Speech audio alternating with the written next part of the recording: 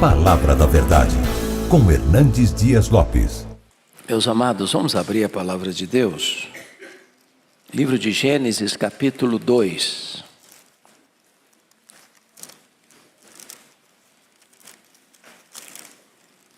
Gênesis, capítulo 2, verso 24. Hoje não vou pregar um sermão expositivo, como é meu hábito fazê-lo, mas um assunto temático. Conforme foi dito, vamos falar sobre os mitos do casamento. Então vamos ler esse texto. Gênesis 2, 24, que diz assim: Por isso deixa o homem pai e mãe e se une à sua mulher, tornando-se os dois uma só carne. Walter Trobes, no seu livro Eu Amo Você, conta uma história engraçada. Ele diz que quando Deus criou o homem e a mulher, Adão e Eva, que Adão então, ao dormir e passar pela primeira cirurgia da história, acorda sem uma costela, mas em um Miss Universo diante dele. Só tinha ela, é bem verdade. Mas então ele vai para casa feliz da vida.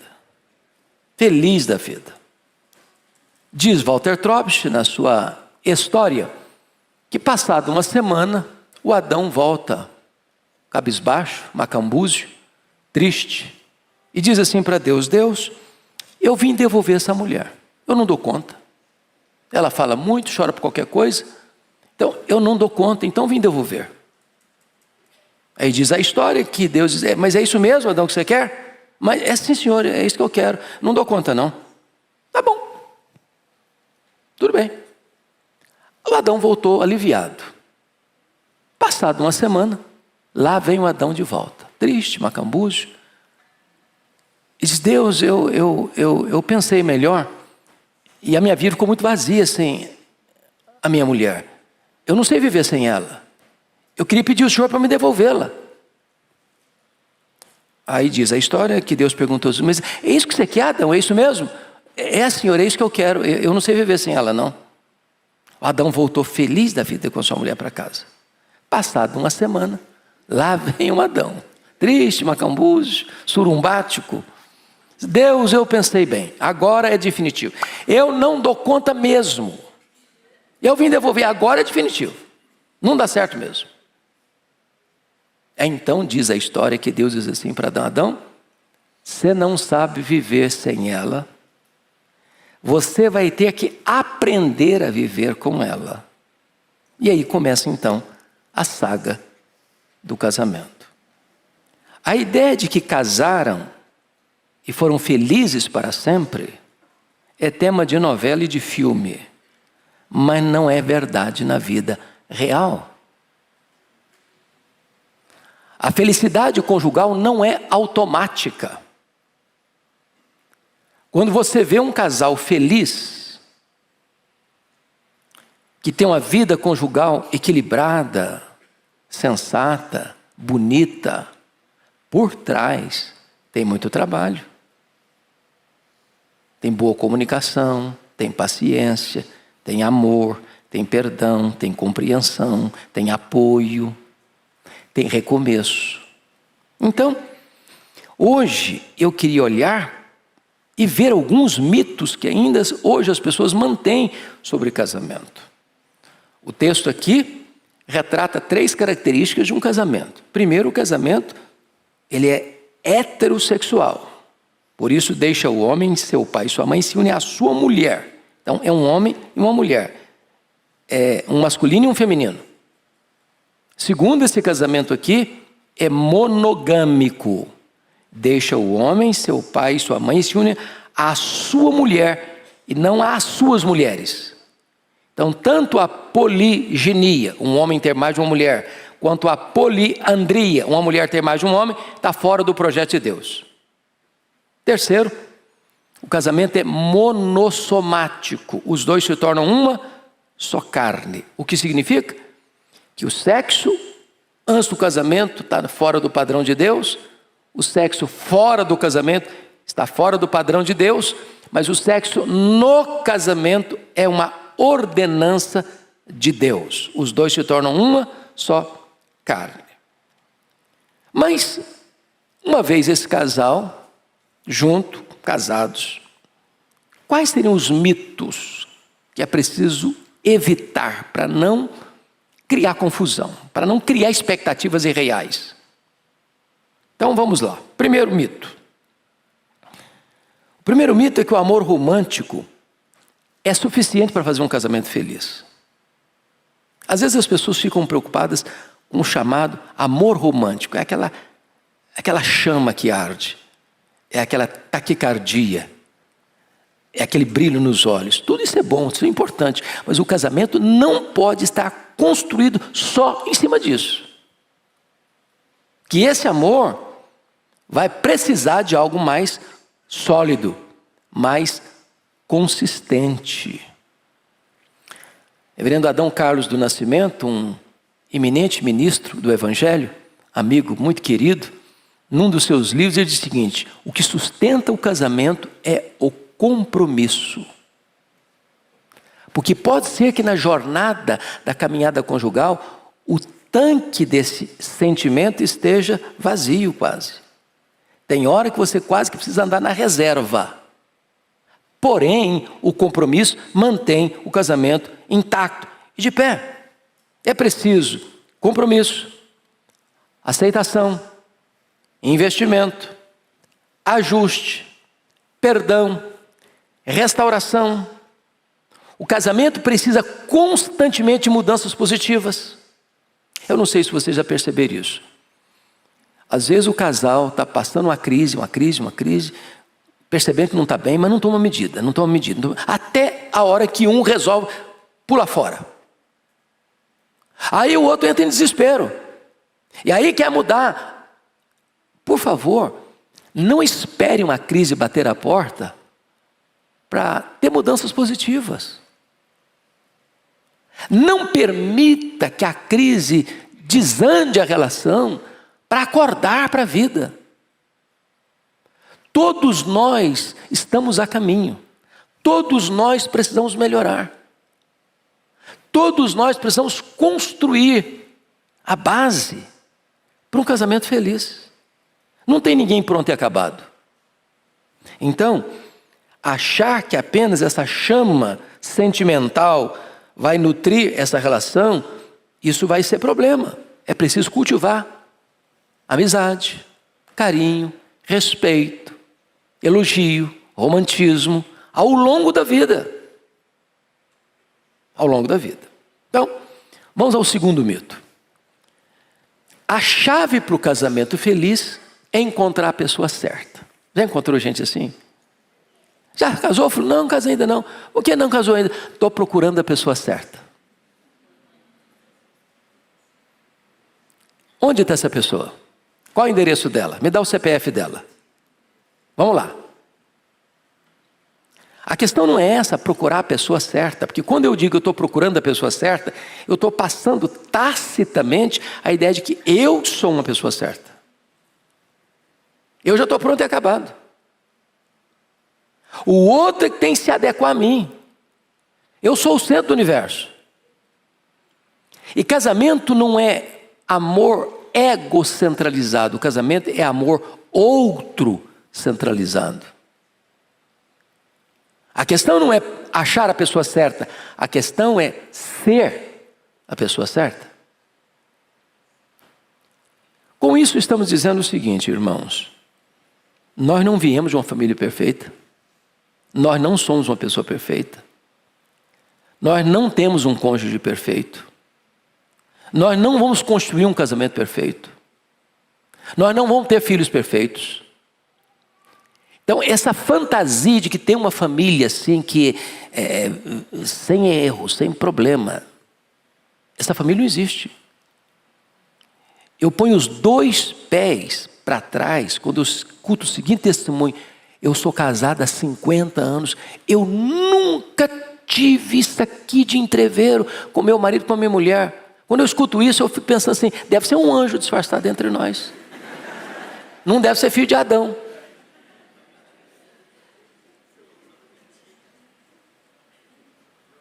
Então não adianta botar máscara. Não adianta. Porque se a gente bota máscara, a gente cria a ideia de que fulano tem um casamento perfeito. Vai comer um quilo de sal com ele para ver? Mora com ele um mês. Então, essa ideia de que eu preciso encontrar a pessoa perfeita, não é real. Até entendamos isso. Nenhuma pessoa é feliz se ela se anula para se adequar ao outro. Não é. Para você ser feliz, você tem que você. Quando uma pessoa tem que se anular, desculpem da expressão, que é uma palavra muito usada na psicologia, quando existe uma castração emocional na relação, o outro não pode ser ele mesmo, que tem que se adequar. Eu conheço marido, e eu conheço mulher também, que o cônjuge tem que gostar do que ele gosta. Se ele gosta de jiló, a mulher tem que gostar de jiló. Se ele gosta só de Coca-Cola, ele não permite que a mulher tome Guaraná. Se ele vai no supermercado fazer compra, ele só bota no carrinho o que ele gosta. Se a mulher põe o que ela gosta, ele tira do carrinho. Não é feliz assim, onde você não considera o outro, não aceita o outro. Terceiro mito. O casamento sufoca a individualidade. Eu não vou casar porque eu não quero perder a minha individualidade. Bom, o que a Bíblia ensina? Não é bom que o homem esteja só. E o que a Bíblia diz mais? Melhor é serem dois do que um. É claro que quando você diz isso, é muito importante entender isso aqui, mas isso é um princípio vital. Respeite o seu cônjuge. Respeite a individualidade do seu cônjuge. Deixe o seu cônjuge ser quem ele é. É claro que com isso eu não estou dizendo que todos nós estamos prontos e acabados, que não precisamos melhorar, não. Todos nós precisamos melhorar. Agora, é um erro eu pensar que o meu papel é descobrir os erros do meu cônjuge para mudá-lo. O meu papel no casamento não é o papel do detetive. Eu vou investigar para ver se eu descubro algum ponto falho no meu cônjuge para realçar isso e melhorar. Não, isso não é nosso papel, não. No casamento, um elogio sincero vale mais do que 1000 críticas. O nosso papel no casamento não é o papel do arqueólogo, que fica cavucando o passado, para descobrir alguma coisa, para revelar e interpretar o presente. Então, você não pode, de forma nenhuma, porque pelo fato de estar casado, você destruir essa questão da individualidade do seu cônjuge. Seu cônjuge tem que ser ele. Se for outra pessoa, ele não vai ser feliz. Ele vai ter que agir como um ator. Isso fica bem em teatro, não na família, não no casamento. Vamos ver quarto mito do casamento. Os cônjuges precisam ser compatíveis.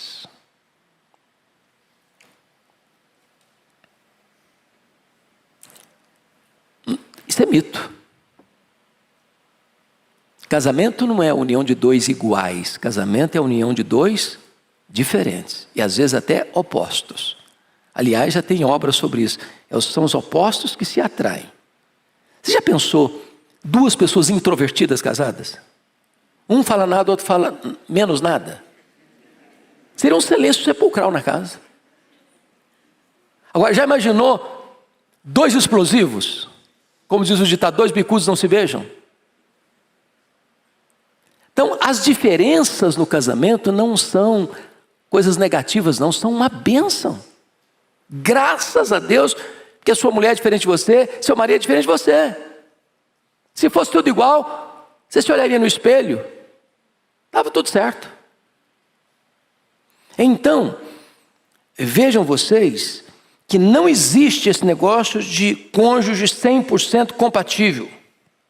Todo cônjuge precisa de ajuste, se adequar. É por isso que a Bíblia diz que casamento é um mistério, diz o apóstolo Paulo. Mistério. E mais, a Bíblia diz que casamento é algo incompreensível. Está lá em Provérbios 30. Há 3 coisas que me impressionam, diz ele: o caminho do navio no mar, o caminho da cobra na pedra, o caminho da águia no céu. Mas uma 4ª coisa, essa eu não entendo. E o que ele não entende? É o caminho de um homem com uma mulher, é o casamento. Isso é um mistério. 2 pessoas diferentes, tornando-se uma só carne e convivendo harmoniosamente. Nós temos famílias diferentes, hábitos diferentes, costumes diferentes, práticas diferentes, gostamos de coisas diferentes, de cardápio diferente, de cores diferentes. Eu já descobri, por exemplo, que eu não sei comprar roupa para minha esposa. Às vezes que eu comprei dei errado. Eu gosto de cor cheguei. De longe o cara vê que eu cheguei, porque eu gosto de cor só cor viva. Aí hoje eu já entendi. Não adianta eu comprar e chegar de surpresa. Vou com ela na loja. Minha filha, você escolhe. Meu papel é pagar a conta. Marido serve para essas coisas também, sabia? 5º aspecto. 5º mito. Os cônjuges precisam procurar defeitos no seu casamento para consertá-los. Quantas pessoas que acham isso? Eu não estou dizendo que eu não posso identificar um defeito no meu casamento, na minha vida, na vida do meu cônjuge, dos meus filhos, e buscar solução. Mas eu entendo que o melhor é você, em vez de buscar o erro no outro, identificar em você. Deixa eu ilustrar. Se eu chego para minha mulher e digo, eu acho que você deve mudar nisso para me agradar. Você acha que a abordagem é boa? Você acha que eu vou lograr êxito nisso? Eu vou criar mais um problema, vou não? Mas se eu chego para ela e digo o seguinte, olha, eu gostaria de saber de você o que é que eu estou fazendo que não agrada a você. O que é que eu posso mudar para o nosso casamento melhorar? A abordagem mudou. Eu estou chamando para mim o problema. Eu não estou apontando o dedo e acusando. Porque quando você faz essa colocação, eu gostaria de saber o que é que eu posso fazer para melhorar o nosso casamento, vai ter a contrapartida. A pergunta virá também, e eu, o que é que eu posso fazer para melhorar? Eu gosto de fazer uma dinâmica em encontros de casais, é muito interessante. Se você for um encontro de casais, se você for preletor de um encontro de casais, vale a pena você fazer essa dinâmica. Depois das palestras, você distribui um papel, como esse aqui, um branco. E você diz assim para cada um, para homem e mulher, você vai colocar no papel 3 coisas que você acha que o seu cônjuge pode melhorar para melhorar o casamento. Todo mundo põe as 3 coisas, ninguém assina. Aí você pega as respostas das mulheres, as perguntas das mulheres, e leva para os homens. Aí tem o preletor que está aqui coordenando a coisa. Então ele vai ler o que as mulheres falaram e vai pontuar uma coisa por outra. Aí você pega as respostas, a colocação dos homens, leva para as mulheres. Ô gente, sai cada coisa. Você toma um susto. Eu achei muita graça porque um homem se autoelogiando, diz, meu casamento é perfeito, eu nunca teve problema, nunca teve erro. E aí as mulheres estavam, todas as mulheres desceram a lenha nos homens, todas. Eu fiquei imaginando que aquele irmão estava um pouco equivocado, sabe? Que a gente acha que tá com tudo, sabe? E às vezes não está com tudo não, não está com essa bola toda não. Então, a gente tem que estar atento para essas coisas pequenas. Porque eu já descobri uma coisa, estatisticamente está provado isso. Aliás, eu li um relatório de um juiz da área de família nos Estados Unidos que diz o seguinte: se o marido ou a mulher de manhã, ao sair de casa para o trabalho, apenas fosse lá, desse um beijo no rosto, dizendo, Deus abençoe você, eu estou saindo para o trabalho. Ele disse, 50% dos divórcios não aconteceriam. Lá nos Estados Unidos, na Califórnia, tem as árvores maiores do mundo, são as sequoias. Você já viu? Que suportaram rajadas de ventos, tempestades, um gigante. Aí de repente alguém foi lá e viu uma dessas sequoias, gigantes, tombada, caída. E foram ver por quê. Não foi rajada de vento, não foi tempestade.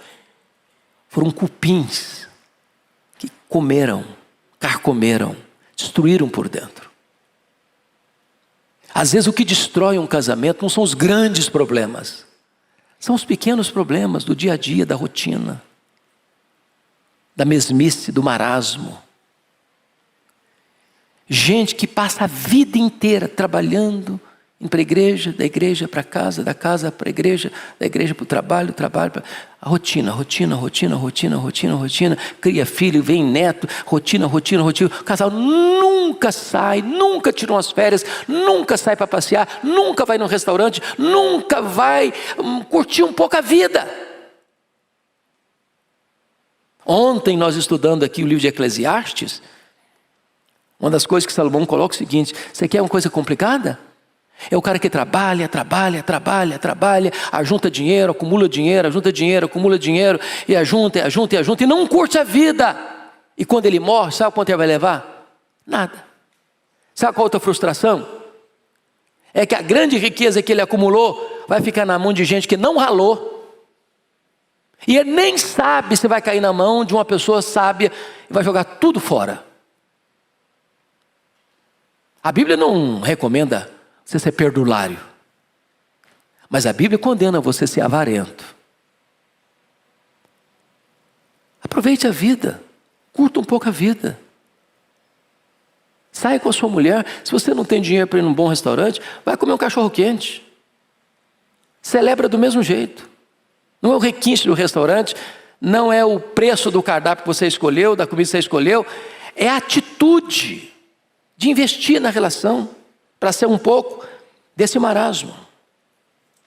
Outra coisa aqui, que é muito importante. Gente, problema existe em todo lugar. Como é que você lida com o problema? Tem gente que fica remoendo, mastigando, ruminando o problema.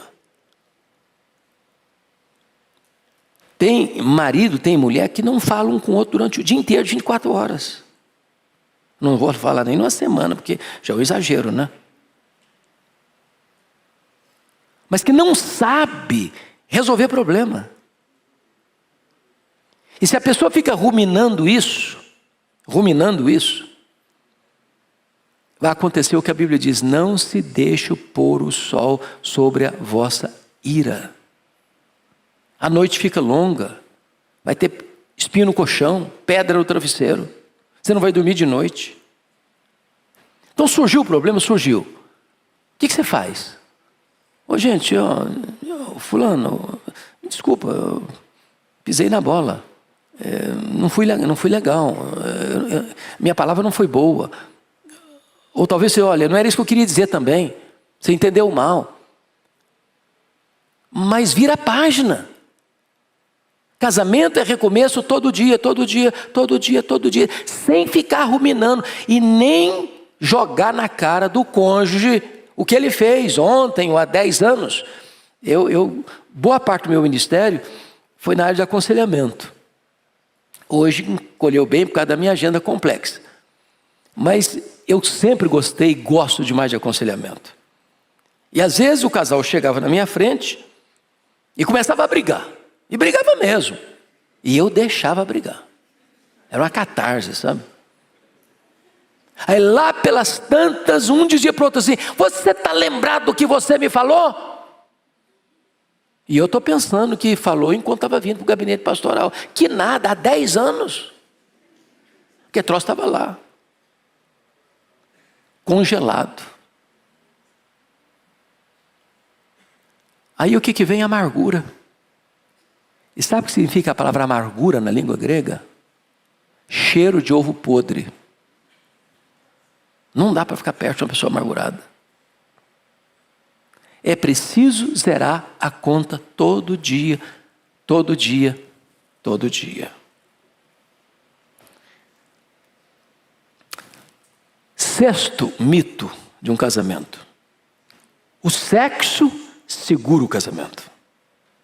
Ô, gente, o sexo é uma benção, é uma dádiva de Deus, é um privilégio da vida conjugal.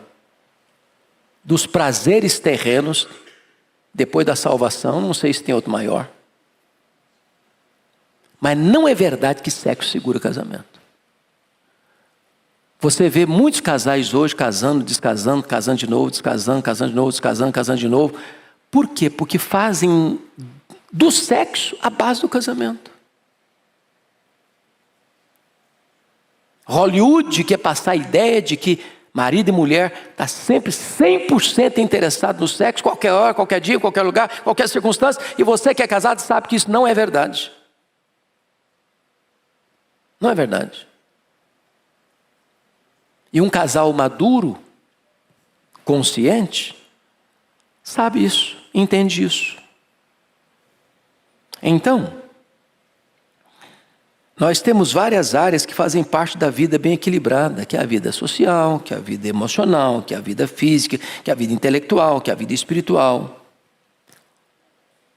Um precisa compreender o outro e ser compreendido. O casal precisa de comunicação. Então tem 2 pontos aqui perigosos. O primeiro deles é não respeitar o cônjuge. Você precisa saber se o cônjuge me diz: olha, eu não estou afim hoje, ou estou cansado demais, ou estou... Pronto, respeitou, acabou. O que não pode é a desculpa. É a famosa enxaqueca, né? Tem gente que tem uma desculpa, que tem uma dor de cabeça que não para nunca. Eu tenho um colega que a esposa falava tanta enxaqueca com ele, que ele resolveu comprar uma cartela de cibalena. Pensa num remédio bom. Só a gente acima de 50 sabe o que é cibalena. Botou uma jarra d'água e falou: no caso, porventura de enxaqueca, já está aqui a solução. Então as 2 coisas estão erradas. Tanto aquela pessoa que quer a relação a seu tempo e a sua hora, 5 estrelas, como aquela pessoa também que dá desculpas para não fazer o dever de casa. O sexo é uma bênção, o sexo é fundamental. O sexo foi criado por Deus, foi instituído por Deus no matrimônio. E Paulo, tratando dessa matéria, diz assim: o marido conceda à esposa o que lhe é devido, semelhantemente a esposa ao seu marido. Ele diz: o marido não tem poder sobre o seu próprio corpo, e sim a mulher. A mulher não tem poder sobre o seu próprio corpo, e sim o marido. Não vos priveis um ao outro, salvo, talvez, por mútuo consentimento, para vos dedicardes à oração e novamente vos ajuntardes, para que Satanás não vos tente por causa da incontinência. Ou seja, não faça do sexo uma arma, porque a vítima pode ser você. Não faça chantagem com seu cônjuge usando o sexo como fator da chantagem. Porque se você sonegar do seu cônjuge aquilo que Deus diz que ele tem direito, Satanás vai entrar nessa jogada e botar uma pessoa na linha e vai ser um estrago terrível.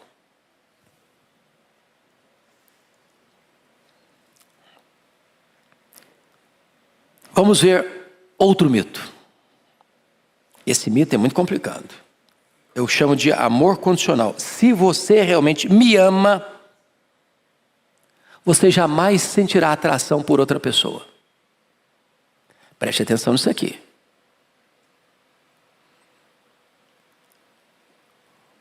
Irmãos, o fato de alguém estar casado não significa que essa pessoa pode se descuidar.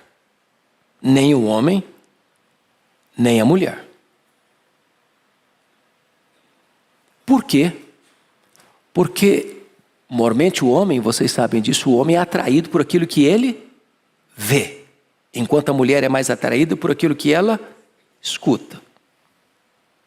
Então isso significa que a mulher tem que cuidar mais da aparência e o homem tem que cuidar melhor da comunicação.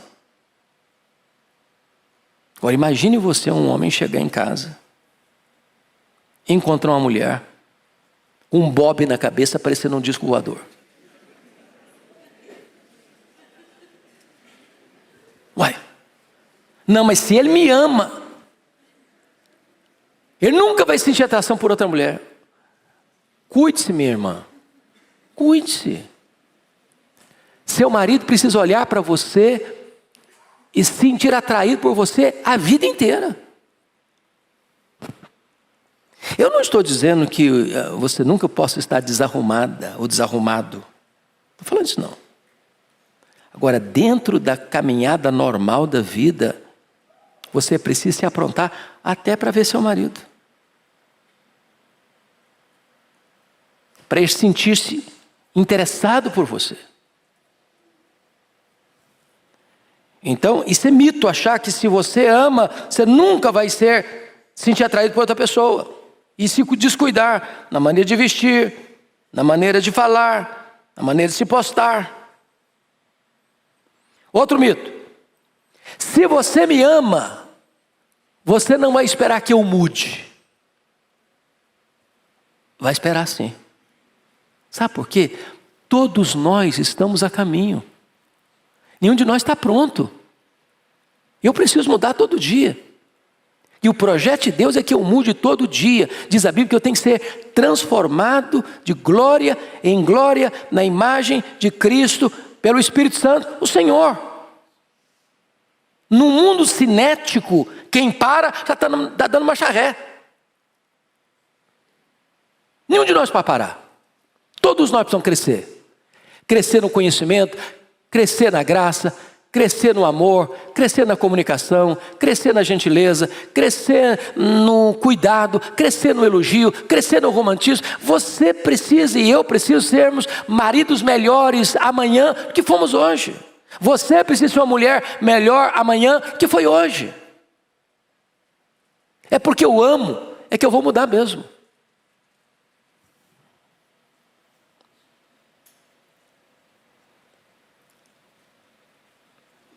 Agora é preciso ter comunicação clara. Eu li uma historiazinha interessante de um marido que saía de casa toda noite, dizendo para sua mulher que ele ia caçar. Ele voltava tarde da noite, a mulher estava dormindo, ela nem via chegar. Meses e meses. Aí um dia a mulher resolve ir lá no porão, a espingarda do cara lá. E ele disse que ia caçar. Ela falou, esse cara está me traindo, esse miserável. Ela ficou de tocar aí atrás da porta, quando ele chegou, ele deu um tiro nela. Ele deu um tiro nele, matou o cara. Ele está me traindo. Eu não aceito isso. Aí chegou o vizinho desesperado. O que aconteceu? Eu matei esse infeliz. Ele falou que ia caçar, a espingarda dele estava aqui. Estava caçando coisa nenhuma. Falei, minha filha, seu marido me confidenciou isso. Toda noite ele saía para trabalhar, fazer hora extra, porque ele está querendo te dar uma casa nova de presente. E ele precisava ganhar um valor extra para conseguir fazer o negócio. Faltou o quê? Comunicação. Então é preciso ser claro. Falar, olha, eu estou fazendo tal coisa, estou em tal lugar. Você está em tal lugar? Está em tal lugar. Às vezes está fazendo até uma coisa boa, mas dá margem para a pessoa interpretar outra coisa.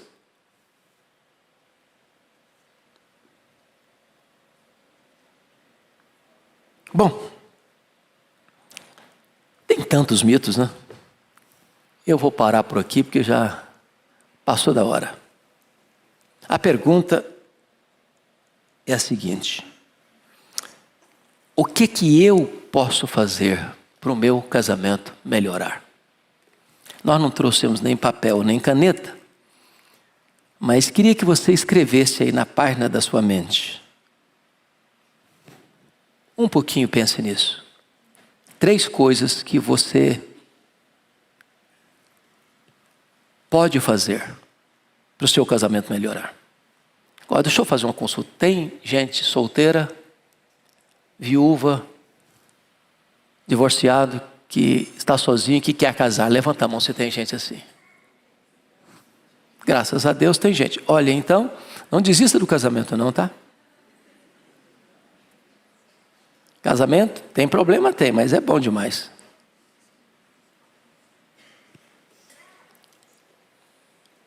Três coisas que você vai colocar diante de Deus: eu quero melhorar nessa área, nessa área, nessa área. Dá para melhorar? É possível melhorar? Com a graça de Deus você vai melhorar? Porque nós não somos o que nós falamos, nem o que nós prometemos. Nós somos o que nós fazemos. Não basta boa intenção, é preciso ação. Então vamos ficar em pé. Nós vamos cantar a última música.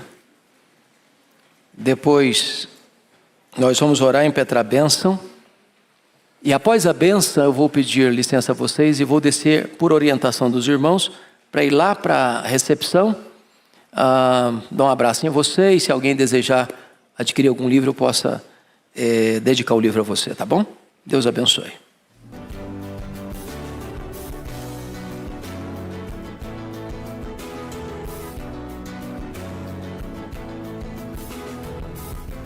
Palavra da Verdade, com Hernandes Dias Lopes.